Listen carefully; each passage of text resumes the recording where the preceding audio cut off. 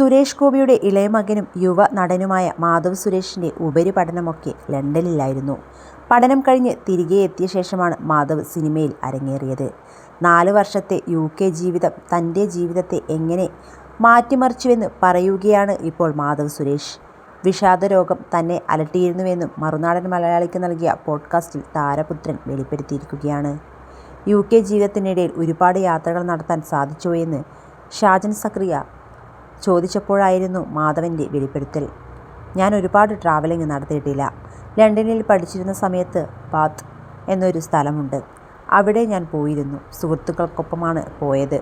ട്രെയിനിൽ പോയി രാത്രി മുഴുവൻ ആ പ്രദേശം കറങ്ങി നടന്ന് പിറ്റേ ദിവസം തിരിച്ചു വന്നു. സ്കോട്ട്ലാൻഡിലൊന്നും പോയിട്ടില്ല. 4 വർഷത്തോളം അവിടെ ഉണ്ടായിരുന്നു. എന്നിട്ടും എവിടെയും ഞാൻ യാത്ര പോകാതിരുന്നതിൻ്റെ കാരണം വെളിപ്പെടുത്തിയാൽ ട്രോൾ വരുത്തി വെക്കുന്നത് പോലെയാകും. മെൻ്റൽ ഹെൽത്ത് എന്നത് റിയലായ ഒന്ന് തന്നെയാണ്. എല്ലാ നല്ല ജീവിത സാഹചര്യമുള്ളയാളും ഡിപ്രഷനിലേക്ക് പോകുന്നതിൽ ഒരു തെറ്റുമില്ല. അതുപോലെ ക്ലിനിക്കലി ഡിപ്രഷനിലേക്ക് പോയ ഒരാളാണ് ഞാൻ. ക്ലിനിക്കലി വിഷാദരോഗം എന്നിൽ കണ്ടെത്തിയിരുന്നു. കാരണം എന്താണെന്ന് ചോദിച്ചാൽ എനിക്കറിയില്ല. ഒരു പരിധിയിൽ കൂടുതൽ സെൽഫ് റെസ്പെക്റ്റ് കളഞ്ഞു നിൽക്കുകയും നമ്മുടെ ശരീരത്തെ നമ്മൾ തന്നെ മാനസികമായി പീഡിപ്പിക്കുകയും ചെയ്താൽ നമ്മുടെ ശരീരം നമ്മളെ സംരക്ഷിക്കുന്നത് അവസാനിപ്പിക്കും. ഇത് കേൾക്കുമ്പോൾ ചിലർക്കെങ്കിലും കളിയാക്കാൻ തോന്നും. പക്ഷേ സത്യം പറയട്ടെ, മാനസികാരോഗ്യം എന്നത് സത്യമാണ്. 4 വർഷം ഞാൻ അവിടെ പഠിച്ചപ്പോൾ എൻ്റെ കാര്യങ്ങൾ നോക്കിയത് അച്ഛൻ തന്നെയാണ്.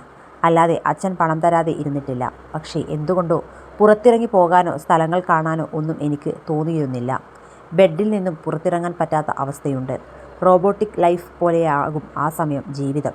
അന്ന് നല്ല ജീവിത സാഹചര്യവും 3 നേരം ഭക്ഷണവും എന്ത് സഹായത്തിനും മാതാപിതാക്കളുമെല്ലാം എനിക്ക് ഉണ്ടായിരുന്നു.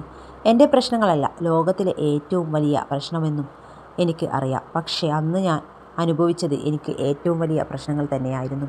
എന്തുകൊണ്ട് വിഷാദരോഗം വരുന്ന മാനസികാവസ്ഥയിലേക്ക് എത്തിയെന്ന് ചോദിച്ചാൽ ചിലപ്പോഴൊക്കെ ഒറ്റപ്പെടലും ആരുമില്ലെന്ന തോന്നലും മനസ്സിനെ അലട്ടിയിരുന്നു. പക്ഷേ എല്ലാവരും ഉണ്ടായിരുന്നു.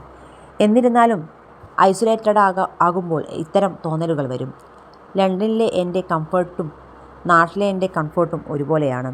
അതുകൊണ്ട് പരിവാരങ്ങൾ ഇല്ലാത്തതുകൊണ്ട് വന്ന ഒറ്റപ്പെടലാണോ എന്ന് ചോദിച്ചാൽ നോ എന്ന് തന്നെയാകും ഉത്തരം.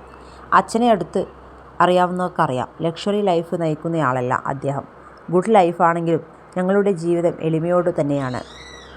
ഇത്രയേറെ ബുദ്ധിമുട്ടുകൾ അനുഭവിച്ചപ്പോഴും ലണ്ടൻ ജീവിതം നിർത്തി തിരികെ പോകണമെന്ന് തോന്നിയിട്ടില്ല. കാരണം അത് അച്ഛനോട് ചെയ്യുന്ന വലിയ തെറ്റാകും. എന്തു തന്നെ വന്നാലും പഠനം പൂർത്തിയാക്കിയിട്ട് മാത്രമേ തിരികെ പോകുമെന്ന് ഉറപ്പിച്ചിരുന്നു. ലണ്ടനിൽ പഠിക്കണമെന്ന ആഗ്രഹം എൻ്റേത് തന്നെയായിരുന്നു. അച്ഛനും അമ്മയും പിന്തുണയ്ക്കുകയായിരുന്നു. ഒരു സിനിമാ നടനായി ഒരു പരിപാടിയിൽ പങ്കെടുക്കാൻ എന്നെങ്കിലും ഇംഗ്ലണ്ടിൽ പോകാൻ പറ്റണമെന്ന ആ ആഗ്രഹം തനിക്കുണ്ടെന്നും മാധവ് പറയുന്നു.